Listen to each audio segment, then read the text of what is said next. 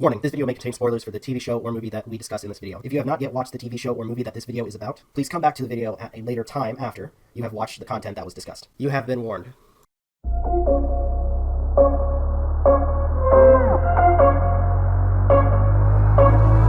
Rising with each beat of the music is bringing real flames in the fire that keeps burning. We're inviting the night in. Tactical nuke incoming! How's it going, everybody? This is Novakast back with another video talking about Castlevania.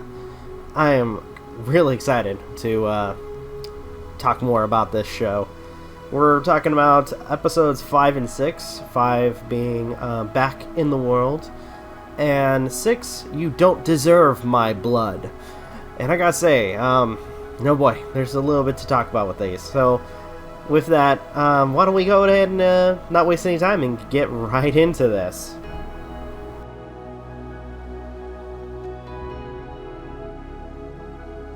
So, with episode 5, there's quite a bit to talk about. First, we get to see Hector a little bit at work with him creating brand new night creatures for Camilla. Though Hector and Lenore, I think that's what her name was, discuss basically Camilla's plans and their doubts with Camilla. For instance, discussing the fact that to some regard, Camilla's plans are somewhat similar to Dracula's, and both of them, in some sense, are kind of similar when it comes down to the betrayal that their leaders presented towards their promises that, they didn't keep. So, both of them are kind of not happy with what's going on at this time. Greta, who's helping Alucard, or Greta, Alucard, and Saint Germain, take what villagers that are left from the other settlements or refugees to Castle Dracula. I'm just gonna call it Castle Dracula. It sounds way better. They proceed to go through a dark forest, thinking that this would probably be the best plan of action, but it turns out, nope, that's not the case, considering, there's a ton of night creatures that are going around and attacking them. And I gotta say, the designs for the night creatures, at least for this fight, or this segment of the episode, is actually really cool. There was this spider one, as well as a centipede creature, which use acid-based attacks. Was actually really cool. I actually enjoyed the fights between these. When they get to Castle Dracula, there's actually a really funny conversation between Alucard, Greta, and Saint Germain, where Saint Germain is impressed with not only Castle Dracula, but also the fact that beneath it is the Belmont Hold. Greta is not impressed. In fact, kind of disses, as Alucard points out, disses Alucard's childhood home, which I thought was really funny.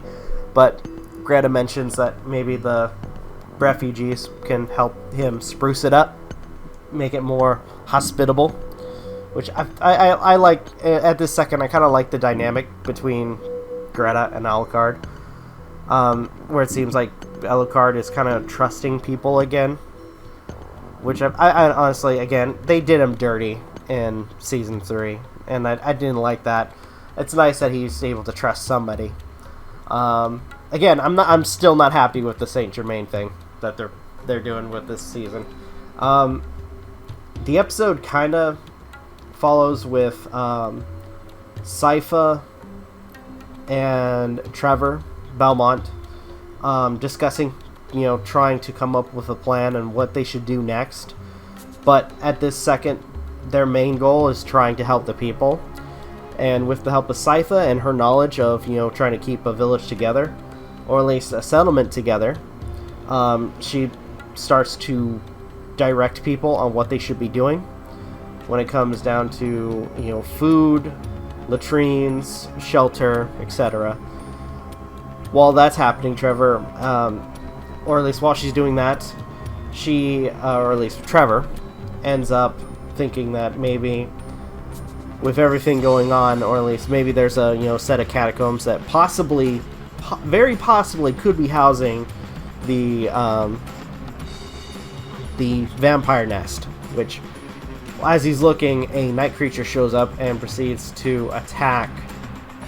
I think the character's name was Zemfrey, and puts a pin or some kind of magical object on their clothing, which attaches itself to their clothing. Which I want to assume that's some kind of like magical tracker or something. That's my personal theory right now. Like maybe it's some kind of tracker where the vampires will use it to hunt down Zemfrey, as well as the king and queen of oh gosh, what the hell is it called? Turgovishta. So who knows? The episode ends kind of in an epic way, because right after the whole fight with the night creature, between the night creature, Sypha, and Trevor, we have one quick scene of Isaac at in the town from the old wizard, activating a giant seeing mirror. And I kind of forgot about this, but I think it was mentioned that the seeing mirror that he had could be used to send objects through like another side, or to like another place in the world. And I forgot about that detail, because in some sense Dracula's mirror was able to do that.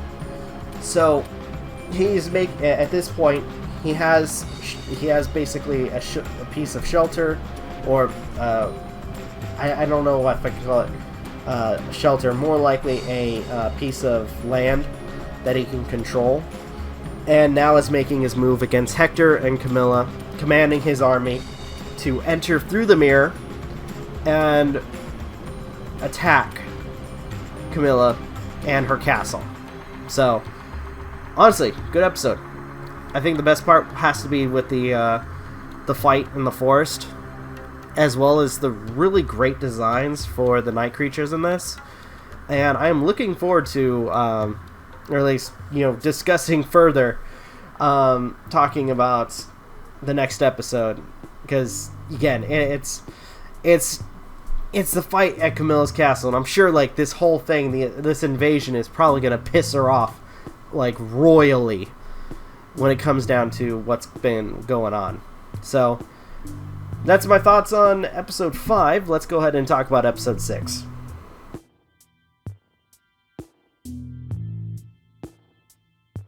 Okay, episode 6, and I gotta say, this episode got me, especially with the main focus. I mean, the main focus of this particular episode was just the invasion, or Isaac's invasion of Camilla's castle, and it does not disappoint. There is so much going on.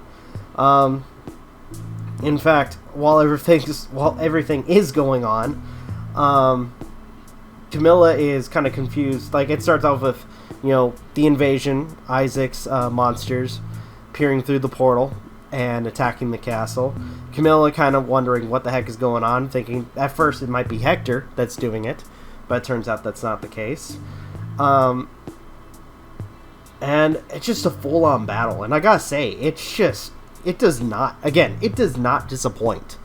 There is a segment, or at least a quick moment, where Lenore approaches Hector during, the battle, and, tells him that, it's, somebody's attacking. I think Hector kind of realizes that it's Isaac immediately. And, I guess, in some sense, while he's been in captivity, has kind of set it up where, there may be a backup plan. For starters, basically, first temporarily entrapping Lenore to kind of keep her safe, and contacting Saint Germain about the castle, or at least something about like a marker or something like that, when it came to, I'm guessing, to summon back Dracula, and had to quickly, close off his mirror before Isaac shows up. And in some sense, Hector is basically ready to die. He knows that, because Isaac's here, that Isaac may end up just going ahead and killing him. So instead, in front of Isaac, he asks if he can, spare Lenore and just go and kill him. But Isaac does something that I did not expect. Isaac, and I'm going to say this, out of all the freaking characters, like, no joke, the one that I've seen the most growth with in the past 4 seasons has been Isaac. And he is such a great character. Like, no joke. One of my, besides Saint Germain, one of my favorite characters. And well, not anymore with Saint Germain, because again, he's evil. But yeah, Isaac, he spares Hector, and basically is like, no, I'm not here to kill you. I think we're past revenge. I don't want revenge anymore. And goes after Camilla, and Hector helps him. Hector, I guess, in one of the earlier episodes, has been planting a pathway where it will, one, entrap Camilla, or make a path directly to Camilla. So, yeah, they basically use this portal or pathway to some extent trap Camilla, and Isaac basically not taking his time, but rather, just going through the pathway with his monsters to take down Camilla. And the fight between Camilla, Isaac, and Isaac's night creatures is visually is awesome. Like, probably one of the best moments of this episode. Like, hands down. And at first, I mean, she's tearing through them left and right. But as time progresses, we start to see that Camilla's stamina is slowly decreasing, and she's kind of becoming sluggish. She's slowing down, and when Isaac gets into the fight, and with all of his night creatures, they're able to get a few good hits, slowing her down even more at progressing through the fight, till eventually she makes this monologue where she says basically that they don't deserve her blood, or at least, and makes a remark about seeing Isaac in hell. And before Isaac can take make the final blow or attack Camilla proceeds to take her sword, stab it through her chest, and somehow she had some kind of energy ability where she was able to move really fast in this. And apparently, whatever energy she had stored within her, she stabs herself in the chest, and she just becomes a giant, basically a living bomb, killing herself, and then whatever wasn't protected by the blast. One of Isaac's night creatures protects her, and it's just freaking cool. Now, during the last moments, we have a quick moment with Striga and Morana, who sees the aftermath of the attack and kind of wonder what should they do next. And at that point, just kind of consider, maybe we should just kind of live our lives, go to somewhere else where we more than likely won't be disturbed, and just live our lives. And sure enough, that's what they do. They take off. They figured, Camilla's dead. What hope do we have to try to retake the castle? It's not worth it. So they go about their own business. So, to an extent, I kind of, and thinking about it, they went full on Daenerys Targaryen with Camilla on this, where when it came down to it, she had a plan. Let's face it, she was a bad character to begin with, but at the same time, it's like, oh wait, no, I'm full blown crazy. I want everything. I want the world. And in the end, she ends up dying by her own hand, or at least by her own actions, I guess. So, and with that, I'm not even done talking about the episode, because after that, after the battle, the initial battle, after the dust is settled, we have a interesting conversation with Isaac and Hector, who talk about joining the rest of the scholars and everyone who are trying to bring back Dracula. And another thing that shows me that this character, like Isaac, has grown so freaking much is he basically says, no, let's let Dracula rest. And he talks about how, this entire time him and Hector have, looked at life. I mean, let's face it, they've been dealt a bad hand, and they blamed all of humanity. And what better way to, take back, take it back at humanity than, working for Dracula.